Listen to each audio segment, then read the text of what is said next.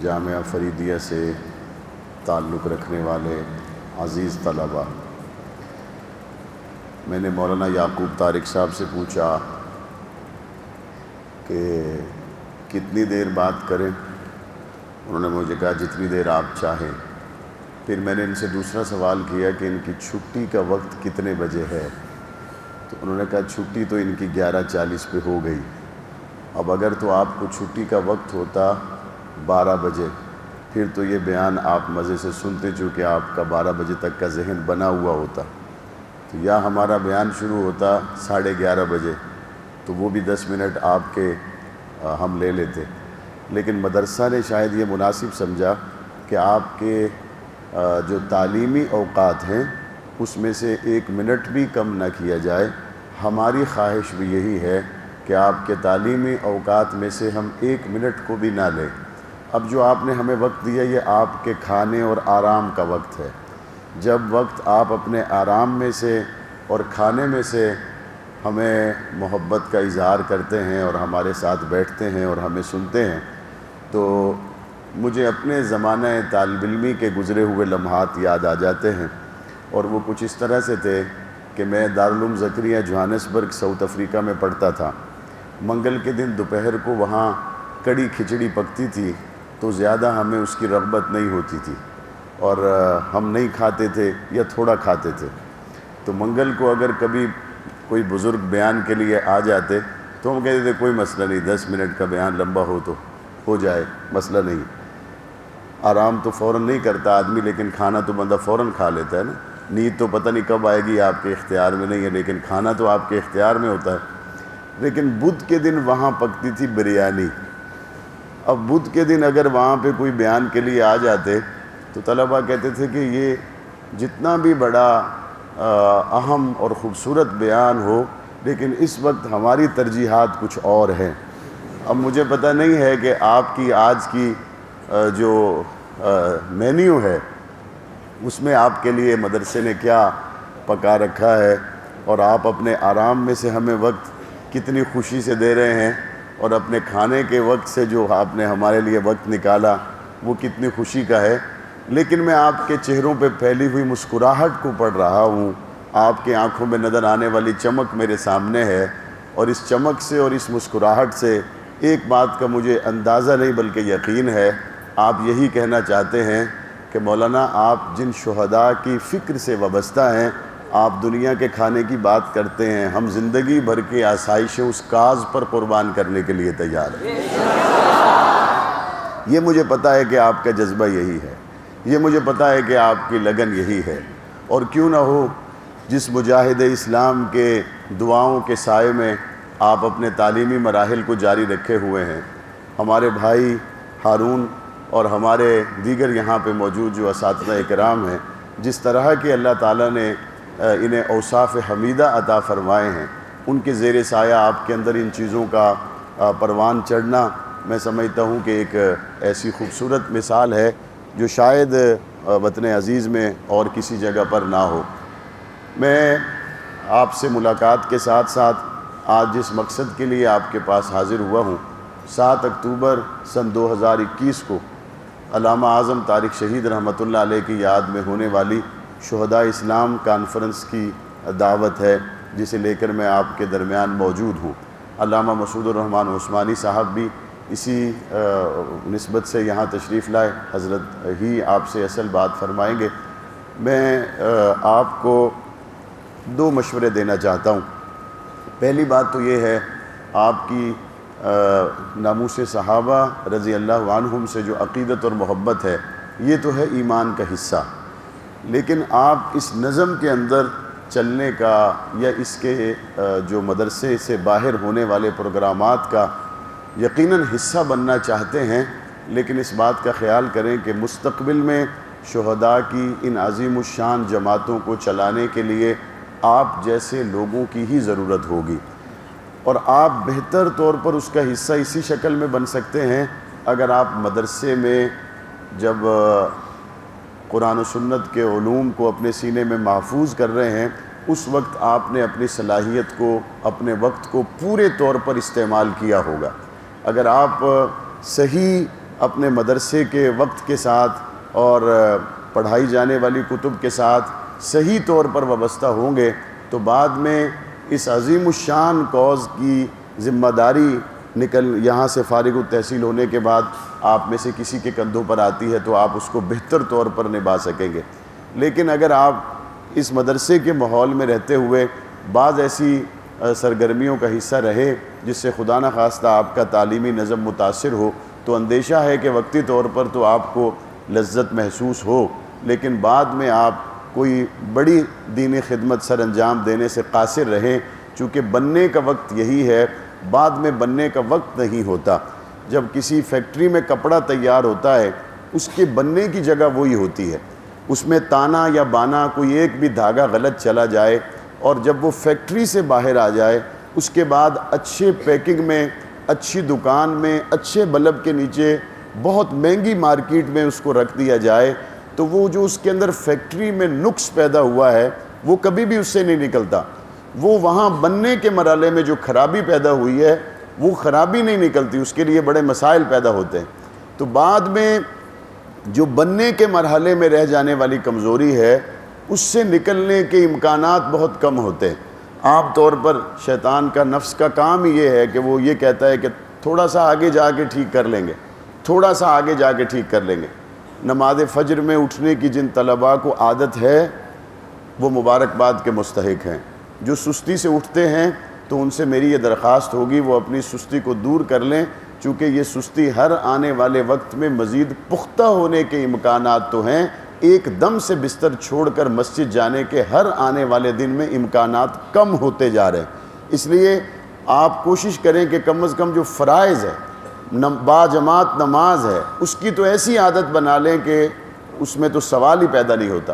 اور ایک مسلمان کے لیے جو سب سے پہلی چیز ہے، ہم نے اس کو آخری سمجھا ہوا ہے کہ جو بندہ نماز پڑھتا ہے تو ہم سمجھتے ہیں بہت نیک آدمی، بہت اچھا آدمی ہے، بس اس کے اندر دین مکمل ہے۔ یاد رکھیں نماز کی پابندی یہ انتہائی دین نہیں ہے، یہ پہلی سیڑھی ہے۔ اگر کوئی نماز پوری پڑھتا ہے تو یہ پہلے قدم پر پکا مسلمان ہے، اور اس کی انتہا یہ ہے کہ اقامت دین کے لیے کوشش کرنا اور اس کو اس طور پر نافذ کرنا جس طور پر نبی کریم صلی اللہ علیہ وسلم کے خلفاء نے مدینہ منورہ میں نافذ کیا تھا۔ نماز تو اس کا پہلا حصہ ہے، اگر ہم اس پہلے حصے میں کمزور ہیں اور ہمارا وہ دروازہ ہی نہیں کھلا تو باقی مراحل طے کرنا بھی بہت مشکل ہے۔ نماز پنجگانہ کے بعد پھر آپ کا یہاں پہ ایک تعلیمی نظم و نسق ہے، اس کے اندر نہ صرف یہ کہ آپ کو اپنے اوپر اس کو فرض سمجھنا چاہیے، بلکہ کوشش کریں خدا نہ خواستہ اگر کوئی بیمار بھی ہو، بالخصوص جو دورہ حدیث کے طلباء ہیں، بیمار بھی ہو تو کوشش کر لیں کہ آپ کا گدا، آپ کا بستر آپ کی کلاس کے اندر لگے۔ آپ کتاب نہیں بھی اٹھا سکتے تو کم از کم اپنے استاد صاحب سے اس حدیث کو سن ضرور لیں، چونکہ دو سندیں ہیں، ایک یہ ہے کہ حدیث کو پڑھ لینا اور دوسرا یہ ہے کہ حضور علیہ السلام کے ساتھ سینہ بسینہ جو اس حدیث مبارکہ کو سن کر آگے سنانے کا ایک تعلق اور رشتہ تھا اس کے ساتھ اپنے آپ کو جوڑ لینا۔ کتاب سے پڑھنے والے تو مدرسے کے علاوہ لوگ بھی ہو سکتے ہیں۔ مدرسے میں آنے کا اصل مقصد اور اصل روحانیت تو یہ ہے کہ آپ کی جامعہ فریدیہ سے جو ایک زنجیر چلے، جو ایک سلسلۃ الذہب ہے، وہ اس خوبصورتی سے گنبد خضراء تک پہنچے کہ نبی کریم صلی اللہ علیہ وسلم سے لے کر جامعہ فریدیہ کے مدرسے میں بیٹھے ہوئے طالب العلم کا سینہ بسینہ ایک پورا روحانی رشتہ قائم ہو۔ یہ اسی شکل میں ہوگا جب آپ تمام نبی کریم صلی اللہ علیہ وسلم کے فرامین اپنے استاذ محترم کی زبانی سنیں گے اور اس کے بعد پھر اللہ تعالیٰ آپ کے ذریعے سے آگے ایک سلسلہ قائم کریں گے۔ اگر درمیان میں کسی جگہ پہ یہ لائن مس ہو گئی، آپ اس بات کو بڑی آسانی سے سمجھ سکتے ہیں۔ بہت خوبصورت بلب باہر لگا ہو اور بہت خوبصورت بٹن اندر لگا ہو، درمیان میں کسی تھوڑی سی جگہ میں اگر اس تار کو کاٹ دیا جائے تو جس طرح یہ وہاں تک پورے خوبصورت بلب ہونے کے باوجود، بٹن ہونے کے باوجود کنیکشن کٹ جانے سے ناکارہ ہو جاتا ہے، بعینی اسی طریقے سے سینہ بسینہ نبی کریم صلی اللہ علیہ وسلم سے چلنے والا وہ نور اگر کسی جگہ پر سستی، غفلت، بیماری، کسی بھی سبب سے اگر وہ درمیان سے ایک رابطہ، واسطہ کٹ گیا تو آپ اس نورانیت سے یقیناً محروم ہو جائیں گے جو آپ کو وہاں سن کر بیٹھ کر اپنے استاذ محترم سے مل سکتی تھی۔ اس لیے اس کے ناغے کا سوال ہی پیدا نہیں ہوتا، بالخصوص دورہ حدیث شریف کے طلباء، اس میں ناغے کا سوال ہی پیدا نہیں ہوتا۔ اور اگر کچھ احادیث رہ گئی ہیں پڑھنے سے تو استاد صاحب سے درخواست کر کے ان کو دوبارہ اپنے استاد صاحب سے سن لے، ان کو دوبارہ سے پڑھ لے۔ یہ دو باتیں ہو گئی۔ تیسری بات یہ ہے کہ آپ نہ صرف یہ کہ مدرسے کے اندر اپنے نماز ہے، باقی ایک دینی ماحول ہے، اس میں رہیں، اپنے آپ پر اللہ کا روزانہ شکر ادا کریں کہ اللہ تعالیٰ نے آپ کو اس عظیم الشان کام کے لیے چنا ہے، جہاں سارا دن ساری رات اگر بات ہوتی ہے یا اللہ کے قرآن کی بات ہوتی ہے یا مصطفیٰ کریم کے فرمان آپ کو سنائے جاتے ہیں۔ اپنے آپ کو کم تر نہ سمجھیں، اپنے آپ کو ایک لمحہ کے لیے جو کوئی کم تر سمجھے، اس بات کا اندیشہ ہے کہ اللہ تعالیٰ اس سے اس عظیم الشان دولت کو چھین لے، چونکہ اللہ تعالیٰ نے اس عظیم الشان نعمت کو قدردانوں کے لیے رکھا ہے، ناقدروں کے لیے اللہ نے اس کو نہیں رکھا۔ ناقدروں کے لیے حضور کے فرمان نہیں ہے، ناقدروں کے لیے اللہ کا قرآن نہیں ہے، یہ قدر والوں کے لیے۔ بڑے بڑے سرداروں نے مل کر حضور علیہ السلام سے یہ درخواست کی کہ آپ ہمیں الگ سے وقت دیں تو ہم سننے کے لیے تیار ہیں۔ حضور علیہ السلام نے ان کو وقت دے دیا۔ حضور علیہ السلام چاہتے تھے ایک حریص داعی ہونے کی حیثیت سے کہ اگر میں ان سے بات کروں تو مان جائیں گے، لیکن اللہ تعالیٰ نے کیا فیصلہ کیا؟ عبس وتولی ان جاءہ الاعمی وما یدریک لعلہ یزکی او یذکر فتنفعہ الذکریٰ۔ اگر اس آیت کریمہ کا ترجمہ آج کی اس محفل کے مطابق کروں تو یہ ہے، اللہ تعالیٰ کو قدردان پسند ہیں، اللہ کو بے قدرے پسند نہیں ہیں۔ سرداریاں ہوں گی تو گھر میں ہوں گی، لیکن یہاں پہ عزت اور منصب اور قیمت لگتی ہے تو قدردان کی لگتی ہے، بے شک وہ آنکھوں سے اندھا ہی کیوں نہ ہو، آنکھوں سے اندھا ہی کیوں نہ ہو، اللہ کے نزدیک وہی قدردان ہے۔ وہ حبشے کا کالا بلال ہی کیوں نہ ہو، اللہ اسی کو انتخاب کرتے کہ یہ قدردان لوگ ہیں۔ اس لیے آپ کبھی اس عظیم الشان نعمت کے حاصل ہو جانے کے بعد اپنے آپ کو ایک لمحہ کے لیے یہ نہ سوچیں ہائے کاش میں کالج میں جاتا، یونیورسٹی میں جاتا، میرا مستقبل چمک جاتا۔ میں ذمہ داری سے کہتا ہوں، دور جدید کی سب سے بڑی قربانی اللہ کی توفیق سے آپ لوگوں نے دی ہے کہ جن کو بظاہر کالج اور یونیورسٹی میں جانے کے بعد اس مادیت کے دور میں بہترین مستقبل مل سکتا تھا، لیکن اس کے باوجود اللہ کی توفیق سے یہ عظیم الشان قربانی آپ نے دی کہ آپ نے اپنے اس بہترین پرآسائش مستقبل کو ٹھوکر مار کر اللہ کے قرآن کو سیکھنے کا فیصلہ کیا، محمد کریم کے فرمان کو سیکھنے کا فیصلہ کیا۔ یہ اللہ کی توفیق کے بغیر ممکن نہیں ہوا، اور یہ جو توفیق ملی ہے اس پہ مسلسل شکر کرنا، اور کسی جگہ کھانے پینے میں رہنے میں کوئی مصیبت آ جائے اس پہ مسلسل صبر کرنا، یہ آپ لوگوں کی بنیادی ذمہ داری میں شامل ہونا چاہیے۔ بروز جمعرات کو ہونے والی کانفرنس کی دعوت بھی ہم آپ کو اس غرض سے دینے کے لیے آئے ہیں کہ وہ آپ کی چھٹی کا دن ہے، آپ کے لیے آنا آسان ہے، اور ہو سکتا ہے اگر وہ اتوار پیر کو ہوتی تو ہم آپ سے ملاقات کر کے آپ سے دعاؤں کی درخواست کر کے چلے جاتے، کیونکہ ہم اس بات پر بہت واضح سوچ کے ساتھ آپ کے ساتھ موجود ہیں کہ آپ کے لیے اس وقت حصول علم سے زیادہ، مدرسے کے نظم پر قائم رہنے سے زیادہ اور کوئی چیز اہمیت کے حامل نہیں ہے۔ اپنے آپ کو آنے والے وقت پر نامکمل نہ چھوڑیں۔ دور حاضر میں جو چیلنجز ہیں، مستقبل میں جو آپ کے سامنے پیش آنے والے خطرات ہیں، ان کی ابھی سے اپنے اساتذہ سے مشاورت کے ساتھ اس کی تیاری رکھیں۔ اور میں آخری بات جو آپ سے عرض کروں، تقریر کرنے کا کس کس کو شوق ہے؟ ذرا ہاتھ کھڑا کر لیں۔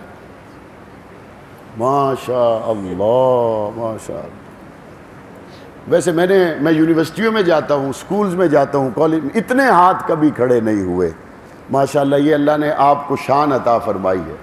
تو آپ کوشش کر لیں، تقریر اگر کرنی ہو تو زیادہ اچھا یہ ہے کہ آپ اپنے پڑھائے گئے سبق میں سے ہی تقریر تیار کریں۔ آپ کو تفسیر پڑھائی جاتی نا، اسی میں سے تقریر تیار کریں۔ حدیث پڑھائی جاتی اسی میں سے تقریر تیار کریں۔ فلسفہ پڑھایا جاتا ہے اسی میں تقریر تیار کریں۔ آپ سبق تو پڑھتے ہیں سبق سمجھ کر، اور تقریر کے لیے آپ کو خطبات کی طرف جانا پڑتا ہے، تقریر کے لیے آپ کو مختلف دوسری کتابوں کو دیکھنا پڑتا ہے۔ ایسا نہیں ہے جو آپ کو نصاب پڑھایا جا رہا ہے سب سے مضبوط بنیاد بنا کر اگر کوئی تقریر کی جا سکتی ہے تو وہ درس نظامی کی کتب ہی ہیں۔ اسی نصاب کے اندر سے اپنی تقریریں تیار کرنے کی کوشش کریں۔